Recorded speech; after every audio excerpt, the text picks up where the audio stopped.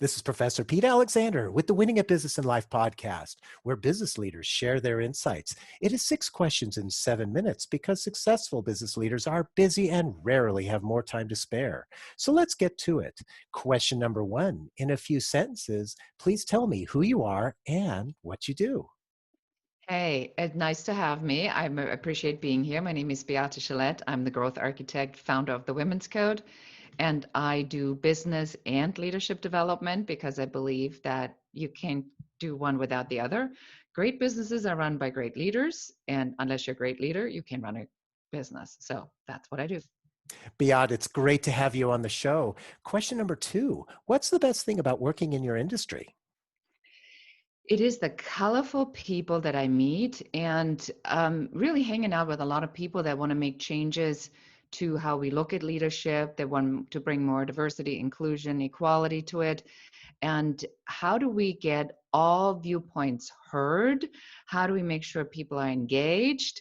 And how do we make the workplace better and more fun for everybody? I love all those things. That's so great. Question number 3. I have a fictitious book with all the answers for business. What chapter would you think most companies should read? Diversity of thought. It's actually chapter number 3, because without diversity of thought, we really can never get to achieve the full potential of a business or our own potential. So I think right now what we see a lot is that people have obviously a tendency to listen to stuff that enforces their opinion. Mhm. Now, if I were to look at this to be helpful, then I would end up with all people in the entire world having the exact same opinion. But that obviously is not the case. And that seems to be a good thing. So that way, when we go travel or when we go meet different people, work with different companies, our experience is significantly different.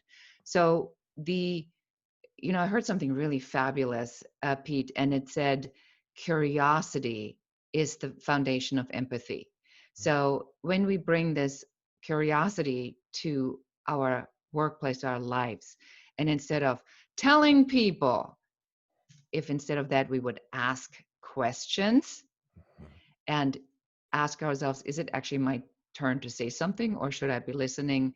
We would be getting many, many more viewpoints. We get more accomplished and we'd be probably a little bit happier. I couldn't agree with you more. It reminds me of that old adage that they say it's always best to listen 80% of the time and talk 20% of the time. And the best way to do that, I assume, as you're describing, is to ask questions. Yes. Ask. When in doubt, ask. Exactly. I love it. Question number 4. Other than the generic work harder, have a great attitude, and care for customers, what advice or insight would you give to other business leaders? Well, going back to my theme. So, one of the things I think the most important thing we're recognizing right now that leadership as we know it or how we run business is the great big fat question mark. So nobody really knows. There's no new normal, there's no playbook, there's no it's this week and then it's next week and then it's the other week. So a certain number of a certain amount of flexibility and openness is required for anyone to master the challenges. And so if we look at who we admire in difficult times, we see that situational leadership where the answer is, what should I do? It depends what will work right now. So that's what I would tell all the leaders listening to your fabulous podcast, to say, stop thinking about that you have all the answers or that people come to you for your answers or that you even have to have all the answers. But think about, what are you missing in your viewpoints that you could, learn right now? So when the situation requires for you to be a winner, competitive, a strategist, empathetic, a collaborator, a team leader, a cheerleader, that you know based on the situation what you need to bring in, and you somehow have all the skills already ready and mastered to apply. That would be my biggest advice right now. It's so insightful, and you have so much there that talking about the flexibility of having, playing a particular role when the situation requires it. Am I understanding you correctly? Yes, I think that leadership is often mistaken for somebody being put in a position of leadership because they're so great. They're being put in that position because they have great potential. So if I look at myself as a work in progress, and instead of saying, well, they put me in that position, therefore, what I say is the word of God, but saying like they put me here because they believe that I have the ability to react to any situation appropriately, or if I don't know that I can acquire the knowledge, now suddenly that is a much more aligned leadership position for today's time. And I call it balanced leadership, because you've got to be able to, direct my Top Gun planes at the same time as I got to be able to, play with my daughter, and to, homeschool, and to run a remote team, and to get back to work, and to instill safety. So there's so many elements we didn't know existed before.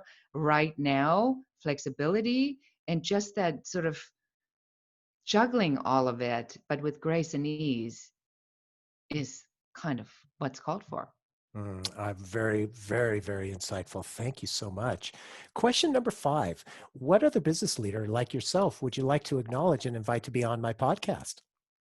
I did speak to a really fabulous woman who has put on a diversity summit, the Derby Diversity Summit. Her name is Tavana, and she has a lot to say on how leaders can address, especially racism right now, which I think is a very timely topic. I like that. Thank you for that referral. I'll reach out to her. And our final question, question number 6. Please tell me about your first job. My first job was when I was a child, and I was selling posters back in the days when these like poster walls were like all the rage, and I didn't have any money.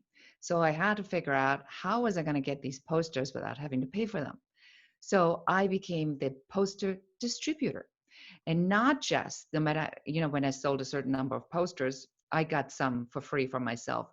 But ever so often, they made a mistake and they gave me extra posters. So I came out financially on top because I could resell these posters that I didn't think I could sell for more money. For like $5, I thought I was the queen of the world. I love it. And it just brings me back to all the days of seeing all those posters all over the wall. How did those posters get there? And now you've told me. I love that story. I was the distributor. I made sure you got it. And if I was lucky, I got two of them and I sold the other one too. Wonderful. Beate, thank you so much for being on the show. How can people find you? So the best way to find me is go to beatechelette.com/free hyphen gifts, because I brought a whole bunch of insights to your podcast listeners. So if you want to know how to find an airtight avatar or get some insights into my 5-star success blueprint, how to grow, build, and scale your business, go to beatechelette.com/free hyphen gifts, and help yourself to whatever rocks your fancy. Wow, thank you very much for that. And this is Professor Pete Alexander with the Winning a Business in Life podcast. For more insights and ideas, please go to LinkedIn, YouTube, Facebook, or iTunes and search for the Winning a Business in Life podcast. Thanks for listening.